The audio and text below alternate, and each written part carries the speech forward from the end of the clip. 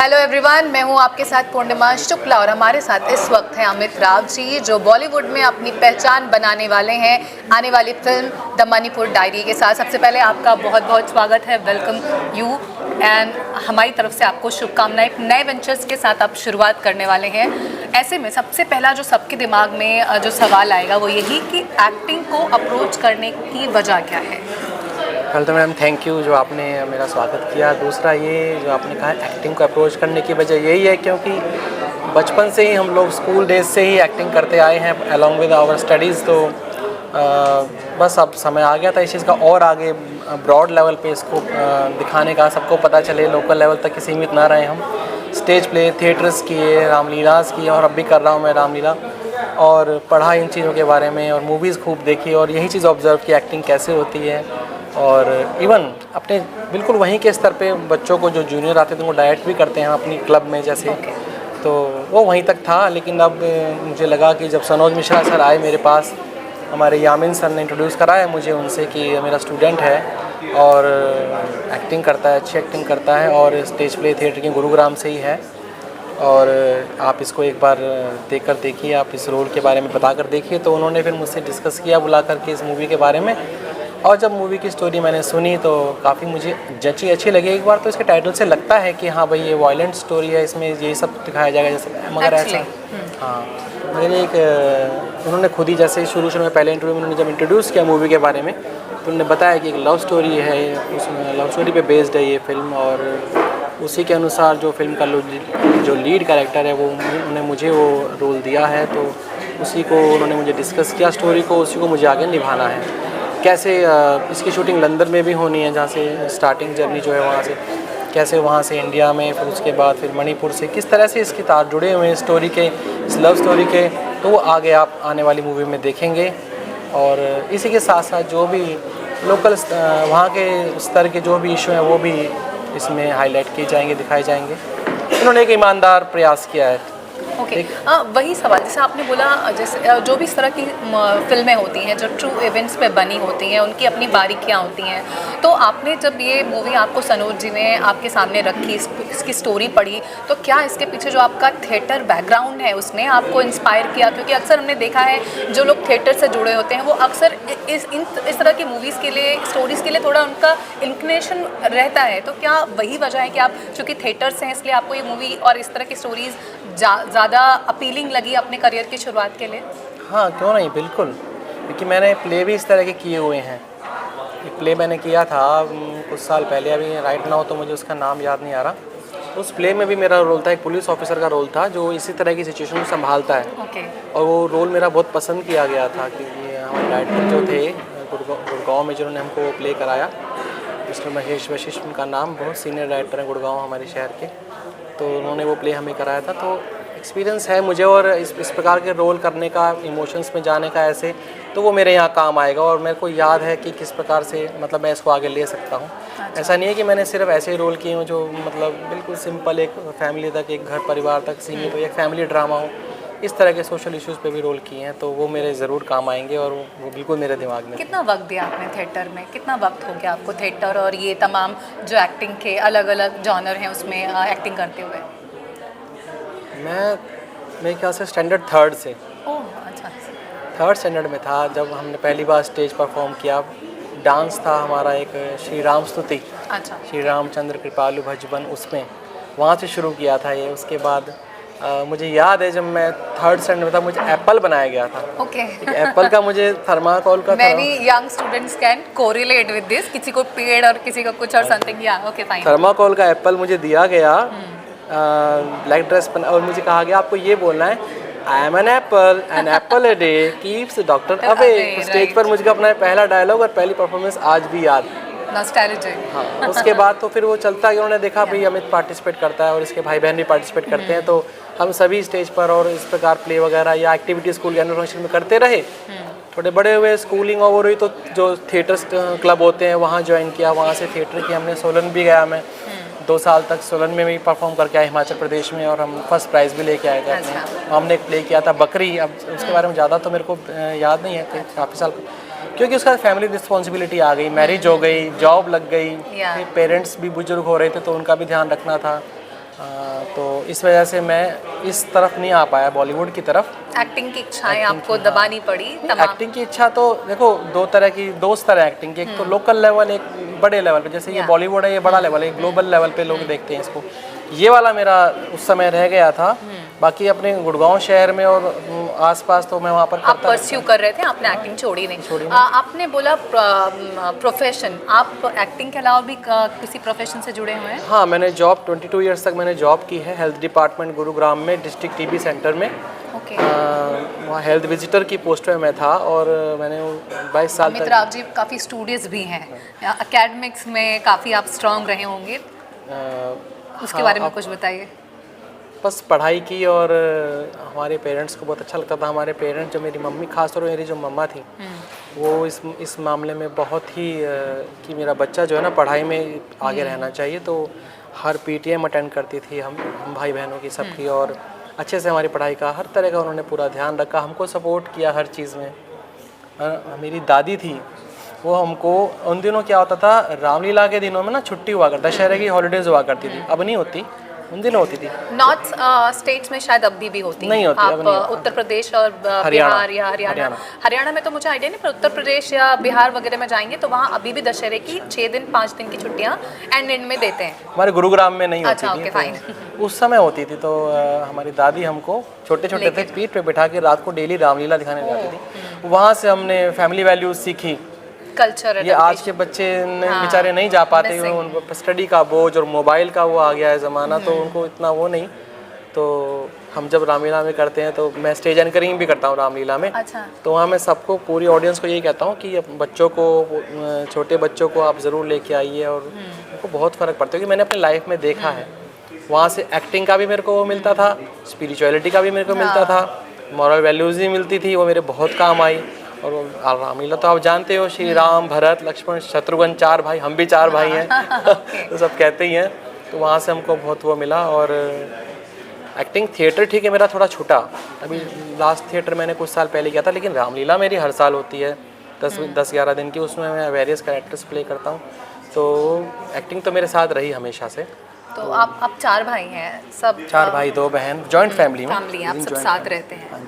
अब तो खैर साथ रहे कई साल, अब अलग अलग, क्योंकि बड़े हो गए तो मैरिज हो गई, तो परिवार एक्सटेंड हुआ, तो थोड़ा फिर अलग भी देखना पड़ा, लेकिन फिर भी हम साथ ही हैं। आज भी जस्ट 1 कॉल अवे हम साथ डिस्कस करते हैं, कोई इशू साथ डिस्कस करते हैं, और साथ ही उस पर बात करते हैं कि भाई करना चाहिए, नहीं करना चाहिए, जाना चाहिए, इस तरह से हम लोग सभी। तो अब भी आपने अपने सिबलिंग्स की बात की, आप 6 लोग हैं, 4 भाई 2 बहन, तो ऐसे में भाई का नाम आया है तो राजकुमार जी की चर्चा ऑब्वियस सी बातें होगी, क्योंकि वो ऑलरेडी बॉलीवुड में हैं, आप अब एंट्री कर रहे हैं। ऐसे में जब आपने, राजकुमार जी ने काफ़ी वक्त अभी बॉलीवुड में उन्होंने अपना सफ़र पूरा कर लिया है, तो आपको क्या आपको लगता था कि मुझे, क्योंकि आप और उनके बीच में एक्टिंग करियर में देखेंगे तो काफ़ी लंबा वक्त आएगा, आपकी मूवी उनकी मूवी, तो आपको क्या इतने दिन तक होल्ड करके रखा, या आप ट्राई कर रहे थे पहले भी बॉलीवुड में आने के लिए?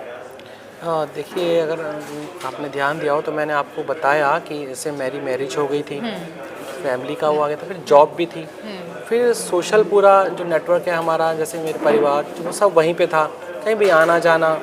घर में सबसे बड़ा भाई मैं था, इस वजह से भी जिम्मेदारी बनती थी, बच्चों का भी देखना, तो इस वजह से मैंने अपने आप को रोक के रखा इस चीज़। हाँ, लेकिन थिएटर और वो मैं करता रहा, वहाँ पर रामलीला और थिएटर ये सब करता रहा। तो मेरे पेरेंट्स थे साथ ही हमारे, बाद में चले गए वो 2016 में मदर चली गई, 2019 में पापा चले गए।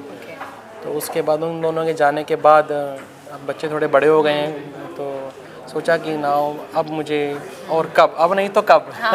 एग्जैक्टली। सो अब आप भाई हैं राजकुमार जी के, आप अपनी करियर शुरुआत कर रहे हैं। हाल के दिनों में उनकी सारी मूवीज़ ने बहुत अच्छा मास, आप कहेंगे वो मूवीज़ करते हैं, मिस्टर एंड मिसेस माही हो, विद्या का जो वो वाला वीडियो, जो भी उनकी मूवीज़ आई हाल के दिनों में, स्त्री 2 बहुत अच्छा बॉक्स ऑफिस पर उनका कलेक्शन रहा है, परफॉर्मेंस रही है।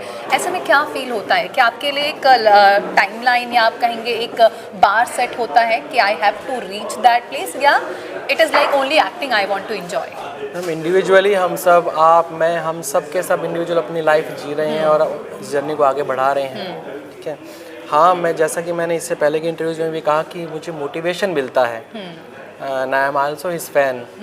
Right, we all are his fan. तो मैं उसकी हर मूवी देखता हूँ और वहाँ से सीखता हूँ बहुत कुछ कि कैसे किसी सिचुएशन में कोई इमोशन कैसे लाना चाहिए, आना चाहिए। तो इस तरह से मुझे उससे डायरेक्टली बात करने की इतनी वो नहीं होती, क्योंकि वो बिजी है, वो अपना उसका अपना उसकी अपनी वो है family, now is a family man. तो मैं ज़्यादा इतना उसमें नहीं, तो इसीलिए अब फ़िलहाल भी हमारे सर हैं, इन्होंने ही मेरे को, यामीन सर, इन्होंने सनू सर से मिलवाया था।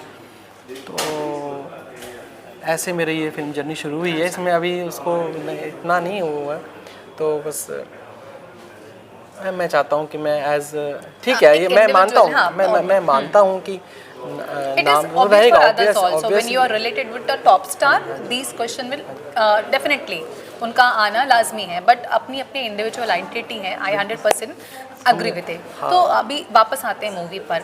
मणिपुर डायरी जो मूवी आप करने वाले हैं, उसमें आपको लगता है आपने अपनी तरफ से क्या इनपुट डालने का सोचा है, या ओनली आपको लगता है, क्योंकि ये एक ट्रू इवेंट है और हर किसी के जहन में कहानियाँ अपने हिसाब से चलती रहती हैं, ऐसे में क्या लगता है जो स्टोरी डायरेक्टर की तरफ से दी गई है आपको, वो उससे आप 100% सेटिस्फाइड रहेंगे, या आप कोशिश करेंगे कुछ उसमें चेंजेस आएँ अपना इनपुट डालने की? अक्सर एक्टर्स की तरफ से ऐसा होता है। नहीं, अभी तो actually this is my first movie. मैं डायरेक्टर के काम में बिल्कुल इंटरफेयर करना पसंद नहीं करूँगा। ठीक है, वो ज़्यादा जानते हैं, सीनियर है, 30 साल से इंडस्ट्री में है, तो वो बेस्ट ही देंगे। और मैंने वो स्टोरी उनसे सुनी है, तो मुझको तो लगता नहीं उसमें कोई कमी है। बाकी उनको लगता है कि और उसको एडिट करना है और उसको स्टोरी को चेंज करना है, तो वो बेशक करेंगे और मुझे बताएंगे मेरे उसके बारे में, तो मैं उसको देखूँगा और करूँगा। बाकी जो मैंने कहा कि इससे प्रीवियस क्वेश्चन पे मैं दोबारा आता हूँ कि इंडिविजुअल आइडेंटिटी, और मैं हाँ बिल्कुल चाहता हूँ कि मैं अभी तो चलो नाम ठीक है, सब जान, मैंने एक्चुअली मुझे कहना नहीं आ रहा मेरे को। अच्छा, लेकिन ये है कि काम, जब मेरा काम आएगा लोगों के सामने तो उसके बाद ये होगा कि हाँ अभी किस तरह से आपने उसको अप्रोच किया है। यहाँ पर जैसे बात करेंगे, अभी मणिपुर डायरी मूवी आने वाली है, आप लोग अभी ये आज अनाउंसमेंट हुआ है, आने वाले वक्त में किस तरह से उसमें चीज़ें आगे बढ़ेंगी, वो डेफिनेटली एक बहुत बड़ी बात होगी, देखना किस तरह से आगे बढ़ती है। सनोज जी की हिस्ट्री आपको पता है, उन्होंने जिस तरह से मूवीज़ बनाई हैं अब तक, बहुत करेजियस मूवी उन्होंने बनाई है, बहुत सारे चैलेंजेस उन्होंने फेस किए हैं। ऐसे में आपका ऑलरेडी ये बात जानना कि एक डायरेक्टर जो बहुत कंट्रोवर्शियल रहते हैं, ऐसे में करियर की शुरुआत एक controversial director in the sense कि उनको बहुत मतलब झेलना पड़ा सोसाइटी की तरफ से, उनकी बंगाल डायरी मूवी आने के बाद, तो थोड़ा डर आपके मन में नहीं था इसको लेकर कि ऐसे में एक करियर की शुरुआत करना, अगर कोई प्रॉब्लम आ गई? Not an eta of any such thing, मेरे मन में बिल्कुल नहीं आया डर।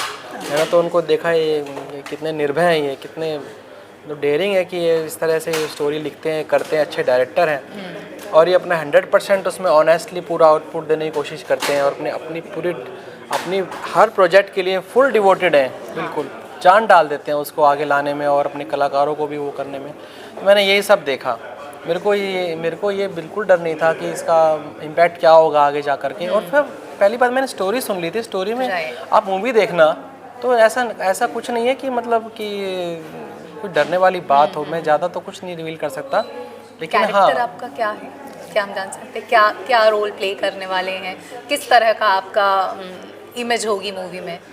सॉफ्ट, हार्ड, या फिर पॉलिटिकल बैकग्राउंड है और पॉलिटिक्स का ही कुछ है, तो अभी तो इतना ही है। कैसे वो बाहर आते हैं और कैसे यहाँ पर इन्वॉल्व होते हैं और सब चीज़ों में कैसे जुड़ती हैं तार घटनाओं के, कैसे वो लव स्टोरी में पढ़ते हैं, वो सब बहुत इंटरेस्टिंग है, आपको आगे जाके मालूम पड़ेगा। अच्छा, आप ये फर्स्ट मूवी है, ऑब्वियसली जब किसी की पहली मूवी आती है, और हमारी पूरी शुभकामना है कि आपकी ये बहुत ह्यूज सक्सेस हो। आपको लगता है किस तरह की मूवीज़ को गवर्नमेंट से या ऐसे सेक्टर से हेल्प मिलनी चाहिए, क्योंकि फाइनेंशियल चैलेंजेस भी बहुत होते हैं, तो क्या आपको लगता है कि गवर्नमेंट से या इस तरह से कुछ हेल्प प्रोवाइड होनी चाहिए जिससे और अच्छा इस तरह की मूवीज़ कर सके, डायरेक्टर्स कर सके, क्रू कर सके और ग्रो कर सकें? बिल्कुल, गवर्नमेंट के जो ऑफिशियल्स हैं वो चाहें तो मूवी को देखें, उन्हें लगता है कि मूवी को देखने के बाद हम स्टेट के लिए, अपनी या कंट्री के लिए कुछ अच्छा कर सकते हैं, यहाँ से कुछ डेरिवेशन ले सकते हैं, कुछ जो कि प्रोग्रेस करें हमारे देश की, हमारे स्टेट को आगे बढ़ाए और ये सब चीज़ें रुक सकें, तो ज़रूर वो फिर गवर्नमेंट इस मामले में आगे बढ़ कर के सपोर्ट भी कर सकती है, आगे भी आ सकती है, किया भी है। जैसे अब फिलहाल तो गवर्नमेंट सपोर्ट के नाम पर केवल इतना करती है, टैक्स फ्री कर देती है। राइट। आने वाले टाइम में मॉनिटरी सपोर्ट भी दे सकती है। नो मैटर कोई भी गवर्नमेंट हो, हर गवर्नमेंट चाहती है स्टेट का विकास हो, देश का विकास हो, कोई भी गवर्नमेंट हो यही चाहती है। तो ऐसे सब्जेक्ट्स को जब वो देखती है तो उसमें वो देखती है कहाँ लूप होल रहा, किस वजह से रहा। तो फिर वो, क्योंकि डायरेक्टर या प्रोड्यूसर जो राइटर होते हैं वो भी ऐसे ही नहीं हाथ डालते, वो रिसर्च करते हैं पूरी, वो जानते हैं कि किस कारण से हुआ और इसका किस तरह से, तो वो अपनी क्रिएटिविटी डालते हैं उसे बाहर निकालने के लिए, तो उससे हेल्प मिल सकती है गवर्नमेंट को उस चीज़ में।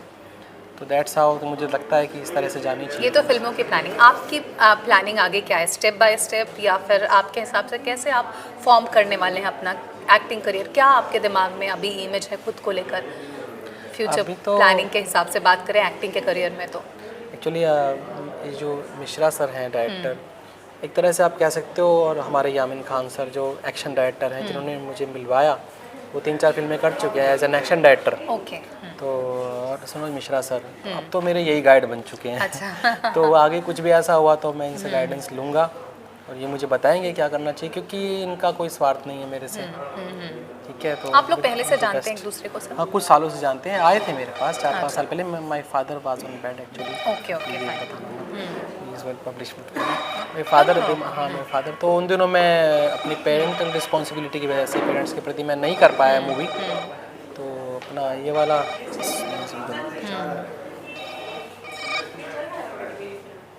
तो अब उसके बाद जब वो चले गए तो उसके बाद अब मुझे लगा कि अब इनको हाँ कह देनी चाहिए। और वैसे भी इन्हीं का ही मेरे पास ऑफ़र आया था, क्योंकि 4-5 साल पहले बात और थी, उस समय इस मूवी की कोई प्लानिंग नहीं थी। अच्छा। लेकिन अब स्टोरी अच्छी मिली, मूवी अच्छी मिली और मुझे लगा कि अब करना चाहिए था मैं इसको। बेस्ट विशेस हमारी तरफ से। आई होप ये ह्यूज सक्सेस हो पूरे क्रू के तरफ के लिए भी, आपके लिए भी, आपके करियर की शुरुआत होने वाली है। हमारी शुभकामनाएं आपके साथ हैं। थैंक यू सो मच हमसे जुड़ने के लिए। तो हमारे साथ थे अमित राव जी, उनसे बातचीत में पता चला है कि जिस तरह से उन्होंने अपने एक्टिंग करियर को लेकर शुरुआत करने की प्लानिंग की है द मणिपुर डायरी के साथ, आगे आने वाले वक्त में उन्हें आप बहुत सारी फिल्मों में देखेंगे। अभी हमारे साथ बस इतना ही, फिर से होगी आपसे मुलाकात। Thank you so much, thanks for watching.